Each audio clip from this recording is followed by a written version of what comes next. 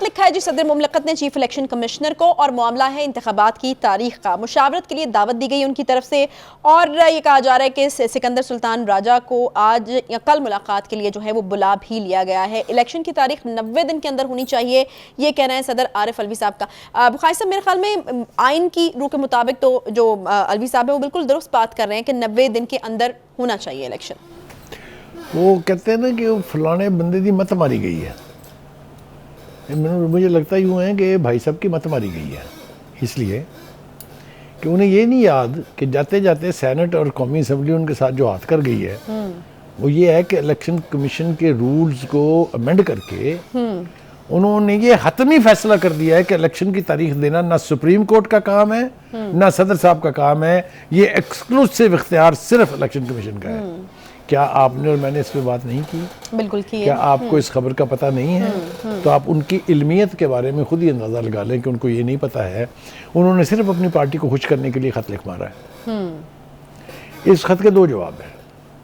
एक तो election commission ने आज एक प्रेस रिलीज़ कह दें या बयान जारी किया है कि जी हमने बड़ी जमातों के साथ इलेक्शन के हवाले से मुशावरत करने का फैसला कर लिया है, ठीक है। और इस ज़मन में शहबाज शरीफ, इमरान खान, फजलुर रहमान और आसिफ जरदारी को मदऊ भी कर लिया है।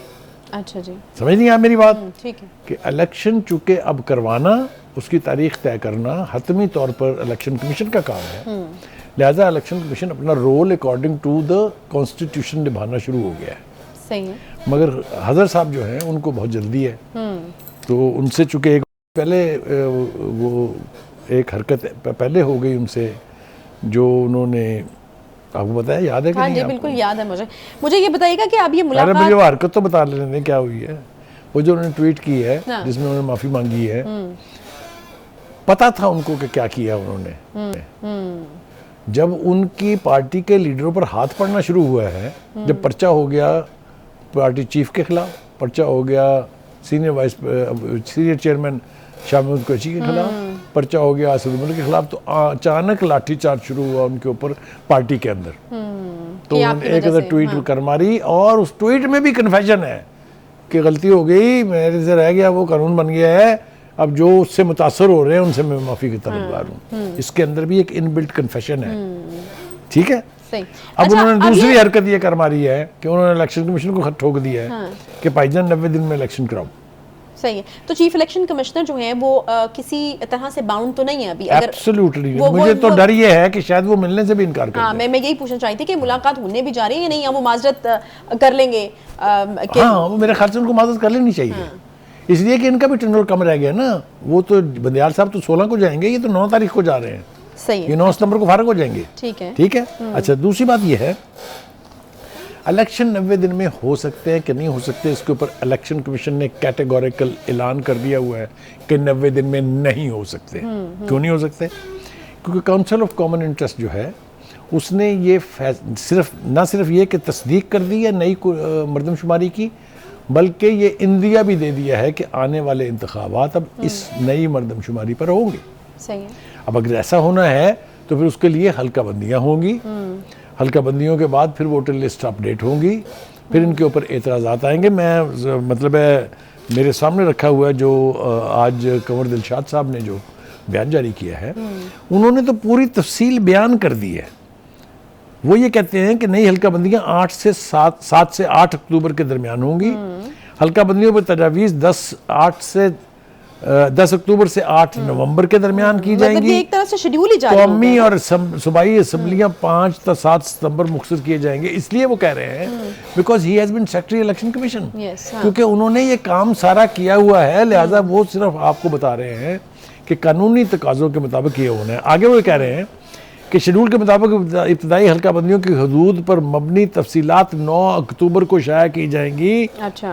जिस पर रिप्रेजेंटेशन इलेक्शन कमीशन 11 नवंबर को कबूल करेगा, जिन्हें दुरुस्त करके 8 दिसंबर तक जारी कर दिया जाएगा, जबकि हल्का बंदियां 14 दिसंबर 2023 को शाया की जाएंगी। उसके बाद फिर आपको 54 दिन चाहिए, ठीक है, या 90 दिन चाहिए। तो जो ये शेड्यूल दे रहे हैं भाई साहब, उसके मुताबिक तो इलेक्शन मई से पहले नहीं होते। हाँ जी। तो वो जो फरवरी मार्च, पहले तो तकाजा ही है ना कि जी आप सितंबर में कराएं, अक्टूबर में कराएं, इसके मुताबिक तो मार्च में भी नहीं होते, सही है। ये तो जा रही है बात मई में।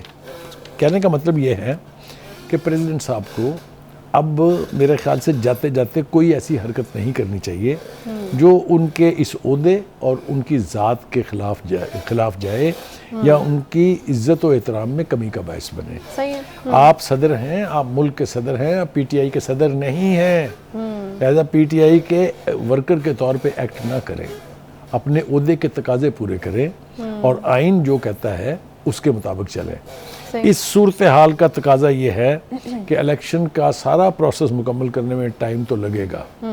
इसीलिए इलेक्शन कमीशन ने चालाकी तो मैं नहीं कहूँगा, इंटेलिजेंटली जो टॉप पार्टी के लीडर्स हैं इंक्लूडिंग पीटीआई चीफ, उनको इनवाइट किया कि आए भाई मुशावरत करते हैं इसके ऊपर और तय करते हैं कि इलेक्शन कब कैसे करवाना है।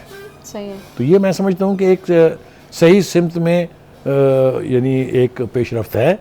इसको सबोटाज करने की कोशिश प्रेसिडेंट साहब को नहीं करनी चाहिए। लेकिन मुझे मेरा तजर्बा बताता है कि वो अभी इससे भी 4 कदम आगे जाएंगे। अच्छा, वो क्या? कुछ भी करेंगे।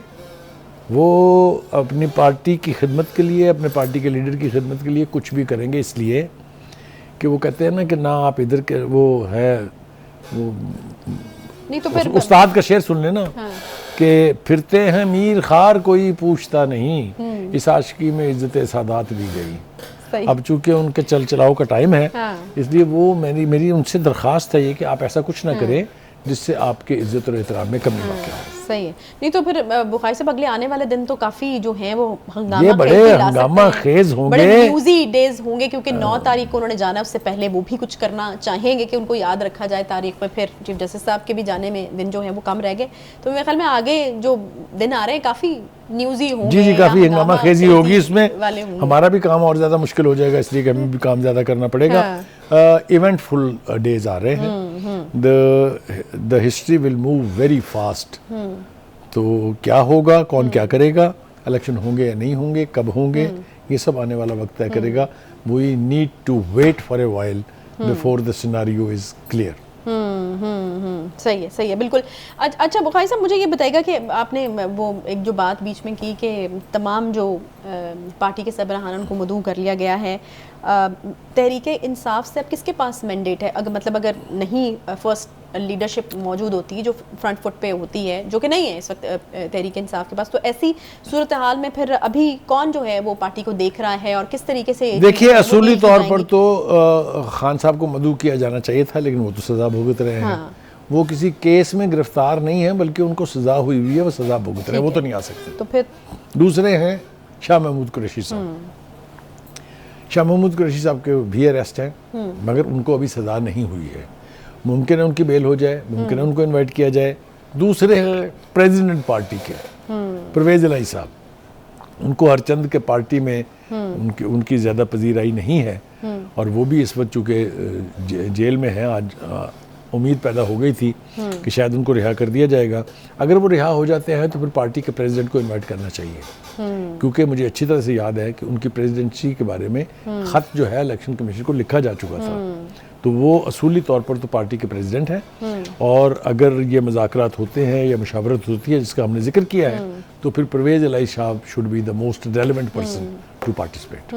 आपको लगता है कि अभी भी जो है वो इसके ऊपर पीटीआई की जानिब से स्पेशली अगर मैं कहूँ तो वो कोई जो है वो कोई महाज खड़ा करने की कोशिश की जाएगी, या अभी आपको लगता है कि अभी उनको समझ आ गया कि अब प्रैक्टिकली पॉसिबल नहीं है इंतखाब, तो चीज़ों को गो विद द फ्लो जाने दिया जाए? और मेरे ख्याल से पीटीआई जो है अपनी कोशिशें तर्क नहीं करेगी और इसके ऊपर लगी रहेगी। और जैसा कि मैंने आपको शुरू में हवाला दिया, मुमकिन है इस हवाले से भी जाते जाते कोई चांद चढ़ आ जाए हमारे जो चीफ जस्टिस साहब हैं।